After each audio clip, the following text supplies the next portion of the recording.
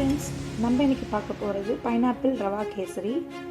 அதுக்கு தேவையான திங்ஸ்லாம் பைனாப்பிள் 1 கப், திராட்சை, முந்திரி, ஃபுட் கலர், ரவை 1.5 கப் வச்சுருக்கேன், நெய்யும் எண்ணெயும் சேர்த்து ஒரு 1/2 கப், 1.5 கப் சர்க்கரை. ஒரு கடாயில் நல்லா காஞ்சதும் ஒரு 3 டேபிள் ஸ்பூன் நெய் ஊற்றிக்கோங்க. நல்லா காஞ்சதும் முந்திரியை வறுத்துக்கலாம்.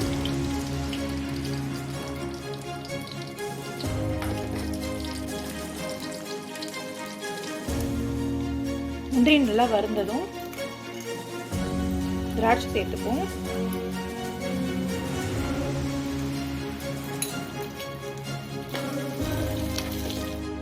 நல்லா வறுப்பட்டதும் ஒரு பாத்திரத்தில் மாற்றிக்கலாம்.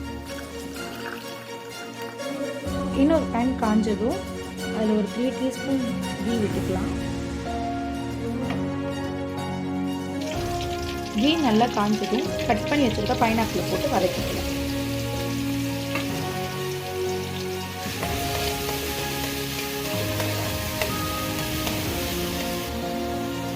பைனாப்பிள் கொஞ்சம் நல்லா வேகிற வரைக்கும் வெயிட் பண்ணுவோம். இன்னொரு பேனில் ஒரு 2 டீஸ்பூன் நெய் ஊற்றிட்டு ரவையை நம்ம வறுத்து எடுத்துக்கலாம். நெய் நல்லா காஞ்சதும் ரவையை போட்டு வறுத்துக்கலாம்.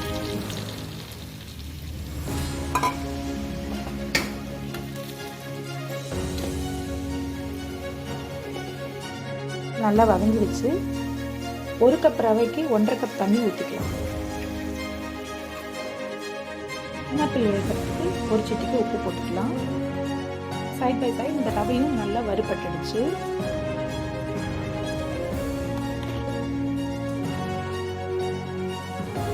வேகிற சமையல நம்மளுக்கு வேணும்னா ஒரு 1/4 டீஸ்பூன் எசன்ஸ் ஊற்றிக்கலாம். நல்லா கொதிச்சிருச்சு. லைட்டாக ஃபுட் கலர் ஆட் பண்ணிக்கலாம். உங்களுக்கு என்ன கலர் வேணுமோ அந்த கலர். எசன்ஸோடு நல்லா வெந்துருச்சு. ஸோ இந்த டைமில் நம்ம ரவையை ஆட் பண்ணிக்கலாம்.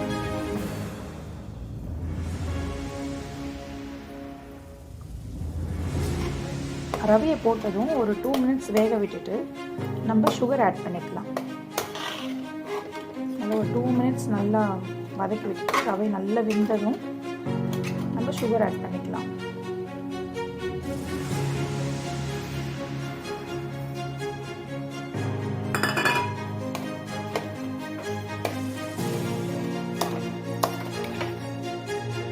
ரவை வேகிற டைமில் நம்ம ஏற்கனவே கலக்கி வச்சுட்டு மீதி உள்ள நெய்யும் எண்ணெயும் கலக்கி வச்சுருக்கோம். மீதி இருக்கிறது ஸ்டார்ட் பண்ணிக்கலாம். இப்போது அந்த ரவா கேசரியில் ஓரத்தில் நெய் வந்துடுச்சு. ஸோ இந்த டைமில் நம்ம அடுப்பை ஃபுல் சிம்மில் வச்சுட்டு தட்டு போட்டு மூடி ஒரு 2 to 3 மினிட்ஸ் வேக வைக்கலாம். ரவை நல்லா 3/4 வேக்காடு வந்துடுச்சு.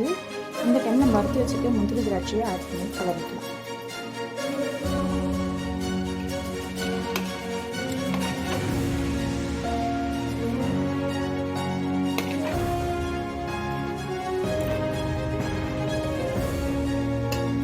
ஸ்டவ் ஆஃப் பண்ணிட்டு ஸ்டவ் பண்ணிக்கலாம்.